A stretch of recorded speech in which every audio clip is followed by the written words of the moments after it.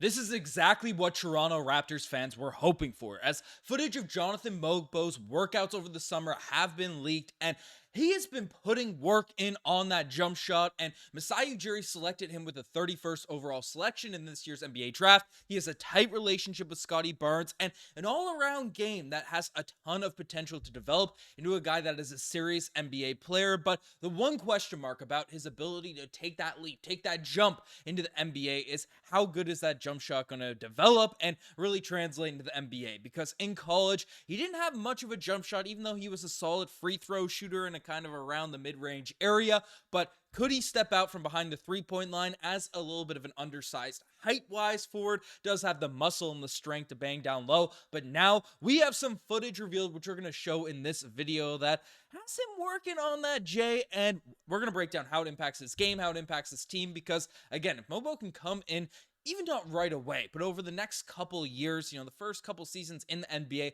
develop that jump shot, that has going to have massive implications in terms of the Toronto Raptors' depth at that forward position, what he's going to be able to provide. Because frankly, if he has a jump shot, if that development comes, this guy is going to be a starting caliber player out there in the NBA. So without further ado, let's kind of dive into what's going on. I'll also briefly mention, hit that subscribe button if you haven't already, because again, we're trying to make that push, have a really, really fun season this year. So if you want to stay up to date with everything regarding the Toronto Raptors, hit that subscribe button. But let's dive into what's been going on, because Mogbo has some footage released, again, the grainy kind of off-season footage, but people have been locked in on that jump shot. So you can see him here, a little bit of an off the dribble, not step back, but a little snatch back there for Jonathan Mogbo, knocking down some three-point shots, playing in a run against other NBA players. Again, kind of getting set. They're sagging off a little bit, and he's hitting those above the break three-pointers. Now, the handle doesn't look crazy tight dribbling up the court. It's looking a little smooth, but even in semi-transition, he's able to pull up off the dribble and let it fly, which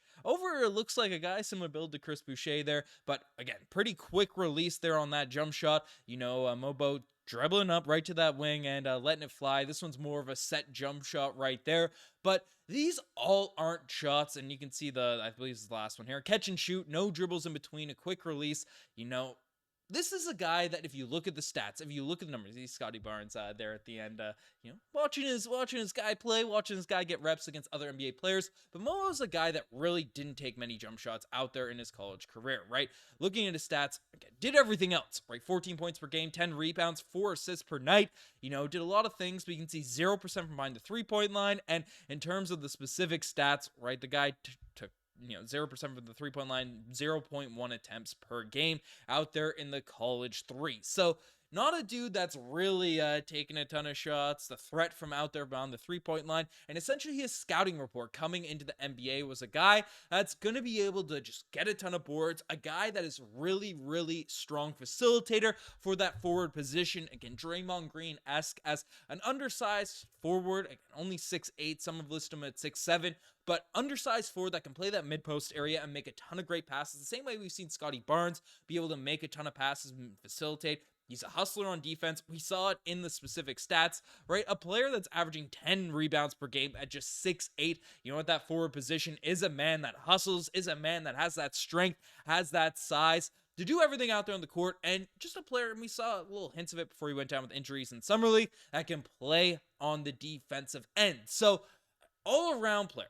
A guy that can finish, can slash, can facilitate, which is the huge, huge positive thing, which we're going to talk about in terms of his fit into this Toronto Raptors group, because we know Masai Ujiri and Darko Rajaković are looking for players that can pass. It's one of the reasons Chris Boucher fell out of the rotation for this season, but Mogbo is the only thing that really is the biggest gaping hole in his NBA level, NBA ready performance now at this point, is that ability to shoot the jump shot. So if he comes in, and again, he's not going to be something, the release isn't looking like Steph Curry, isn't even looking like as quick as Scottie Barnes has over the start of his career, but if he has a development in his jump shot similar to Scottie Barnes, since Scottie Barnes came in with a much, not that was polished, but more polished than Mogbo's, in comparison to college, but if he comes in and is just a solid enough three-point shooter, a guy that you just can't leave out there on an island, sag off, and give the Ben Simmons treatment, with his ability to sort of facilitate, with his ability to pass, with his ability, to use his size and strength and have enough ball control to attack the rim, attack the basket, that is an all-around basketball player that is going to have almost impossible to keep out of the rotation. And frankly, the Toronto Raptors are lacking depth in the front court. That's the reality of this team at this point, right? We have in our front court right now Scottie Barnes. We have Chris Boucher, who didn't really play too much last season. We have Jakob Poeltl, Kelly Olynyk, and then, Chomche, who I don't think is going to get run anytime soon. We're not sure if Christian Koloko is going to get picked up, and if he doesn't, Bruno Fernando is that guy. It's likely to be at that forward position, for that final roster spot for the Toronto Raptors. So, and then we have Mogbo, who's going to be a player that, again, if he can't shoot, the dribbling's not there, then it's going to be tough to give him consistent minutes out there on the basketball court if the Raptors are looking to have any semblance of a competitive product this season. Again, as the season goes along, we'll see how competitive the team is. We'll have a good idea about that, after the first 20 games of the year. But if Mogbo can kind of come in and be a solid, just a decent enough three-point shooter, then this team is going to need his capabilities. They're going to need him actually out there on the basketball court because, again, there's interesting players. Trent Jr. kind of got buried a little bit, not on the bench, but in terms of role, in terms of the Raptors system last season, because he's a guy that's a bit of a ball stopper. He's not much of that facilitator, playmaker, and the Raptors are constructing a team right now that is built upon moving the basketball, free-flowing offense, cutting a lot of stuff, and there were flashes. There were moments last season, especially when we had our point guards, when we had our team more fully healthy, where the offense was looking good. It was looking like something that could be something to get excited about moving forward in the future, and the fact that we have this team built around Scottie Barnes right now, who is the centerpiece of this squad, and he averages 6 assists per game. We have IQ who's going to be able to pass. Barrett improved as a passer when he was traded to Toronto. So we have a lot of guys, and Jakob Poeltl even, in that starting lineup is a guy that is known to be a better facilitator at that 5 position, in terms of a big man, Marc Gasol-esque in that low post, mid post area, being able to hit cutters, make those give and go passes.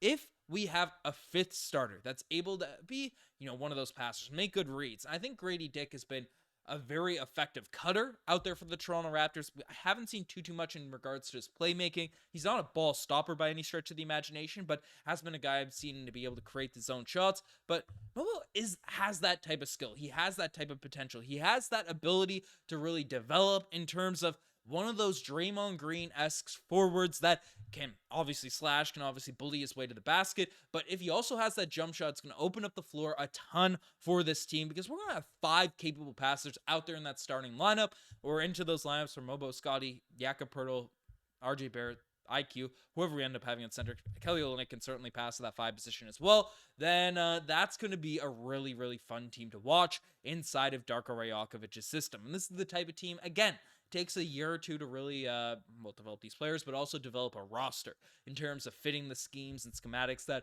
Darko Rajaković is going to want to implement. So that's kind of the reality of it. Let me know what you guys think in the comment section down below. This is big implications for the Toronto Raptors, exactly what we needed. So let me know in the comments. You guys excited about Mogbo? Let me know.